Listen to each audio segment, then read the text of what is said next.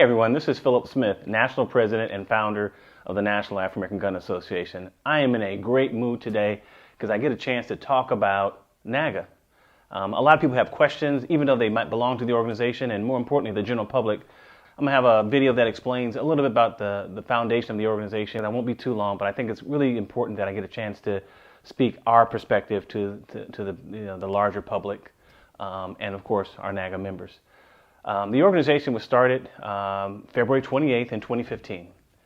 And when I started the organization, I wanted, very simply, without any bells and whistles, I wanted an organization that spoke to our people culturally, as well as technically when it comes to shooting a firearm. And there was three basic things I wanted to accomplish when starting the organization. Very simplistic. One, I wanted to be focused on safety and training, and more safety and more training. And more safety and more training. You can never get enough training and enough safety repetitions as a gun owner. That was accomplished. The second piece, and I think this is really important, I think a lot of gun organizations don't do this enough with their membership, to focus on the local laws, state laws, and more importantly, have a general understanding of the national laws that are being proposed, that are out there. The third piece, and I think this really separates NAAGA from any other organization in the world as it relates to firearms. We have what is called an NMOC, New Members Orientation class. And in that class, you learn about the history of black arms. You learn about African Americans that have paid the ultimate sacrifice in many instances, famous and some not so famous, that have allowed us to get here so I can have this conversation with you today. They have sacrificed their lives, sacrificed their time, and sacrificed their effort for us to have the ability to protect ourselves. The NMOC talks about the Buffalo Soldiers. It talks about Bass Reeves. It talks about Tuskegee Airmen. It talks about the Black Panthers of Self-Defense. It talks about any and all organizations, individuals that have helped us liberate and continue the fight that we've had to fight since coming to this country. We are the most unique minority within the United States. We came here under the burden of slavery. We had to fight the chains of that particular burden. Then we had to fight through years of systematic racism, Jim Crow, the Civil Rights era, and we're still fighting today. So during that process and in that process, we have went through some different experiences in our community. And those experiences have given us a slightly different perspective on certain things, especially when it comes to firearms. For us, when I say us, black folks in America, it's very, very different for us before we buy a gun.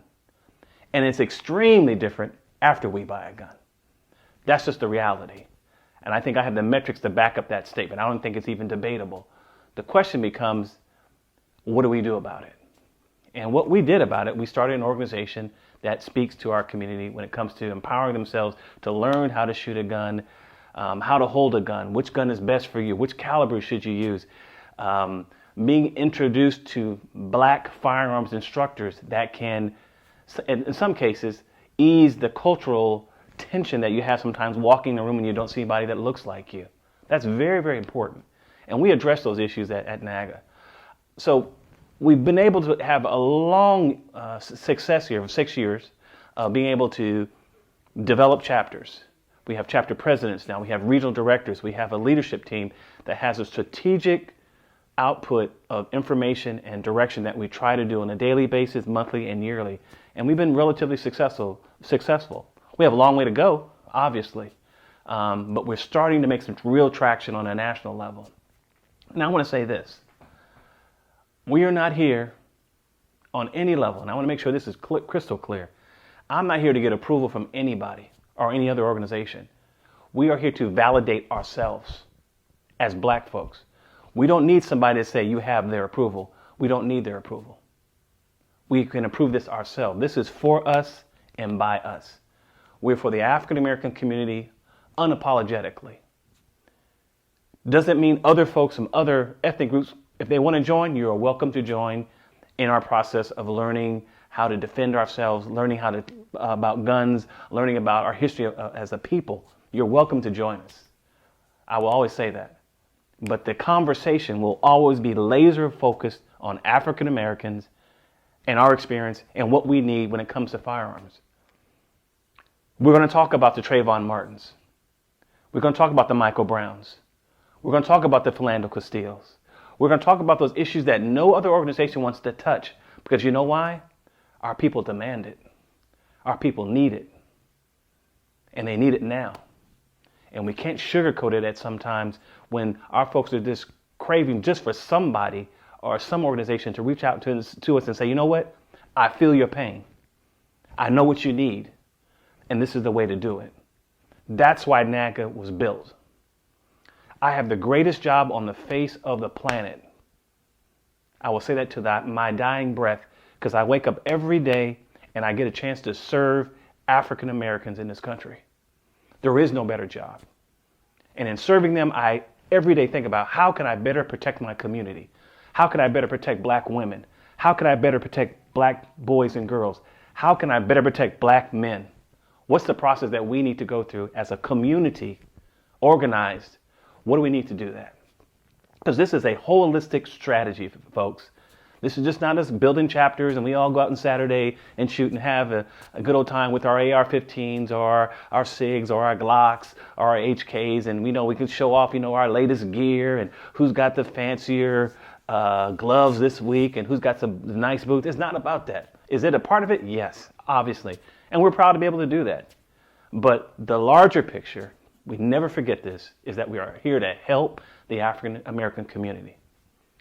Now, I want to say this to some folks that are still somewhat concerned or skeptical. We are not here to hate anyone. We love everybody. We love every other organization that's out there. In fact, most organizations that have reached out to us and said, hey, Philip, hey, NAAGA, great job. I like what you guys are doing. I like the fact that you're helping your community. Those are all great things. And that's been the general feeling from everybody in the general society. But there's some folks out there, very, very small minority, that still have a question on, why do blacks need a firearms organization? You know why? Because we need one. We direct how our story is going to be told. No one else is going to tell that story but us. And it has to be that way. So I want everyone to understand the organization is very pro-black. It is very positive. You'll see positive images of African American men and women and families. That's all been done by strategy. That's what we're about. And we want everyone to know that's what we're about. But in no way, shape, or form are we hating on any other organization, because we're not. As I said before, we respect everybody as long as they respect us. Everybody can have their difference of opinion, but that's what NAAGA at its essence is about. It's about empowering black folks at a community level, nationwide, to take up firearms to protect themselves in a very positive, lawful way. I love you all. God bless, be safe, and respect.